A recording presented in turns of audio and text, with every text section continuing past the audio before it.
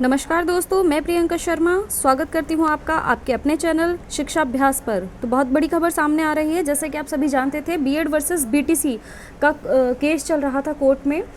इसको बीटीसी कह लीजिए, डीएलएड कह लीजिए, डिप्लोमा इन एलिमेंट्री कोर्स कह लीजिए, ईटीई कह लीजिए, जेबीटी कह लीजिए, जो भी आपको कहना है। तो बीएड वर्सेस बीटीसी का केस ये था कि प्राइमरी में बीएड एलिजिबल रहेगा या नहीं रहेगा। तो इसके फैसले में कोर्ट ने बीएड को पीआरटी से बाहर कर दिया है। कोर्ट ने इन सब एग्ज़ाम से पीआरटी से बीएड को बाहर कर दिया है। अब बीएड वाले बच्चे इसके लिए एलिजिबल नहीं रहेंगे। अब जिन्होंने पीआरटी सीटेट पीआरटी का फॉर्म भर रखा है पेपर 1 का, उनके सामने असमंजस होगी कि पैसे चले गए हैं, अब एग्ज़ाम दें या ना दें। तो देखिए, एग्ज़ाम तो आप दीजिए, हो सकता है आदेश आ जाए, राज्य अपने क्या हस्तक्षेप करता है क्या नहीं करता है, आगे आने वाले समय का कुछ नहीं पता है, लेकिन एग्ज़ाम आप दे लीजिए जिन्होंने फॉर्म भर लिया है। बाकी अपने मन को तसल्ली देने वाली बात ही होगी। केवीएस पीआरटी के लिए बहुत बड़ी न्यूज़ है ये। केवीएस पीआरटी में जो बच्चों ने एग्ज़ाम दे रखा था, जो बीएड वाले थे, जिनको उम्मीद थी कि उनका रिजल्ट आ जाएगा और उन्हें जॉब मिल जाएगी, तो अब उनकी उम्मीद टूटती हुई नज़र आ रही है। तो केवीएस पीआरटी में इन्होंने 2 रिजल्ट बना के रखे हुए थे, एक जो बीटीसी या जेबीटी वाले हैं उनके लिए और एक बीएड वाला। तो अब बीएड वाला रिज़ल्ट तो आएगा नहीं, तो जो बीटीसी वाला रिज़ल्ट है वो जल्द जारी कर दिया जाएगा।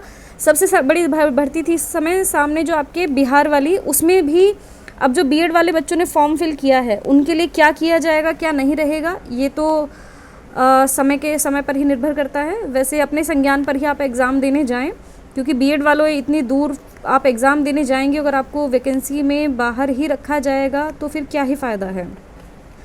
तो अगर आप जाना चाहें तो जा सकते हैं, लेकिन मोस्टली क्या होगा, अब ये सुप्रीम कोर्ट का जो डिसीज़न है ये हर जगह लागू होगा। कुछ फॉर्म्स में वैकेंसीज़ में सीधा सीधा लिखा हुआ था, जो भी सुप्रीम कोर्ट का फैसला होगा उसी को मान्य रखा जाएगा।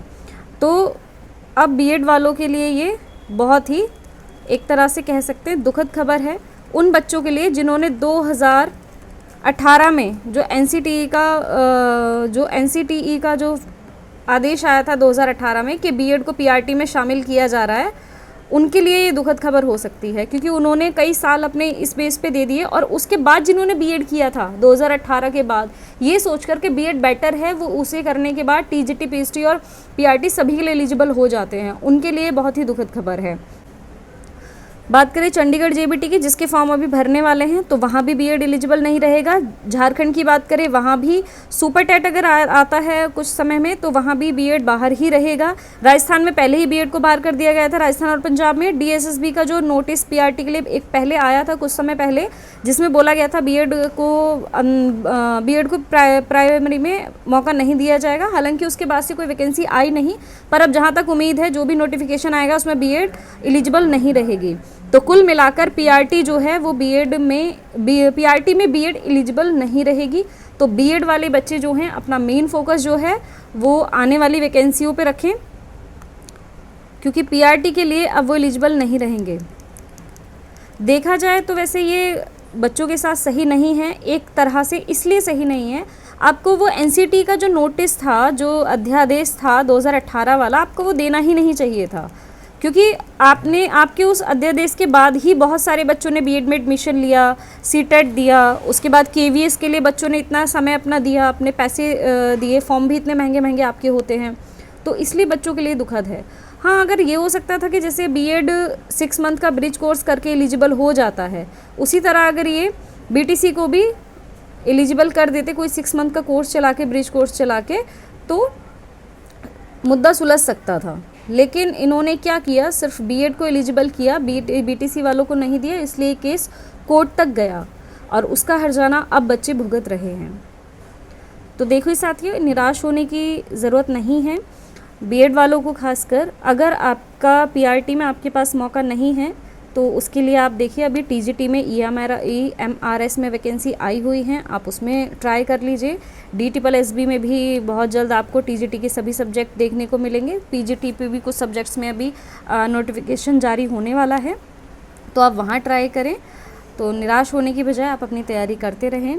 वैसे जो हो रहा है इसमें ना तो देखिए, ना आप कुछ कर सकते हैं ना हम कुछ कर सकते हैं, सुप्रीम कोर्ट के जो फैसले हैं वो तो मानने ही होंगे।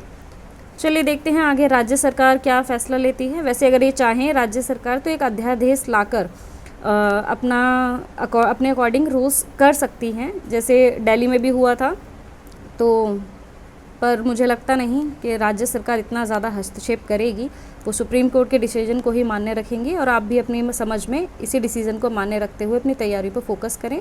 जो भी आपका टीजीटी पीजीटी है उस पर आप बहुत ही अच्छे से फोकस करें, उसमें आप अपनी सब्जेक्ट पर कमांड करें और अपने एक अच्छी सीट लें। उम्मीद पॉजिटिव रखें, क्या पता आपके लिए कोई बहुत अच्छी वैकेंसी, आपकी बहुत अच्छी सीट, कोई पोस्ट आपका वेट कर रही हो हो सकता है आपको पीआरटी ना सही टीजीटी या पीजीटी में कहीं आपको सीट मिल जाए। तो अपने सब्जेक्ट पे कमांड रखें और निराश बिल्कुल ना हो।